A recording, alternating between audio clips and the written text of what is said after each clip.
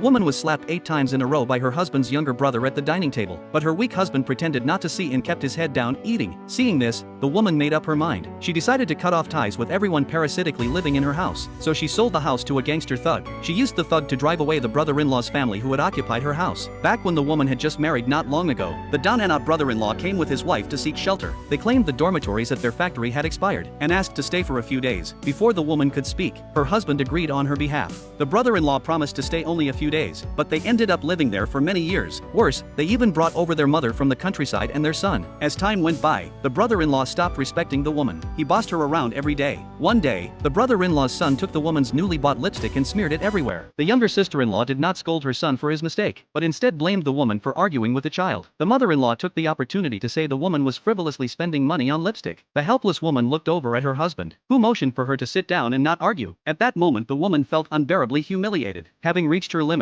she said, "This house is too crowded with so many people living in it." Hearing this, the brother-in-law angrily demanded what she meant. He said this house belonged to his older brother, and that as an outsider the woman had no right to speak. Immediately, the brother-in-law rushed forward in a fury, and slapped the woman 8 times in a row. The husband saw this but did not stop him. When the woman looked to him for help, he lowered his head and looked away as if he hadn't seen. He silently bent over and continued eating. The scene terrified their young daughter. The woman hurriedly took her daughter back to the bedroom. The brother-in-law still wouldn't let it go and shouted at the woman. The whole family knew very well the house had been paid for in full by the woman before the marriage, and had nothing to do with the husband. A voice came from outside the door. The weak husband did not dare to scold his brother, and instead scolded the woman for arguing with his brother. He told her to endure it and the matter would pass. If she kept making a scene, the family would no longer be able to live together. Hearing her husband's words made the woman even angrier. Over the years, the brother-in-law's family had repeatedly pushed their advantage. The husband had never spoken up for her. He always told her to tolerate it. She had spent those years in endless endurance. Only now did she realize that constant concessions only made things worse. She decided to sever ties with her husband and the brother-in-law's family, so she contacted a realtor that night and put the house up for sale. The next day a buyer she liked paid a deposit. At that moment the husband still thought the woman would tolerate things as she always had. He wanted to talk to the woman, but she refused. She then went home, packed her bags, and prepared to take her daughter back to her parents' home. The husband threatened her that if she dared to leave, she should not expect to ever come back.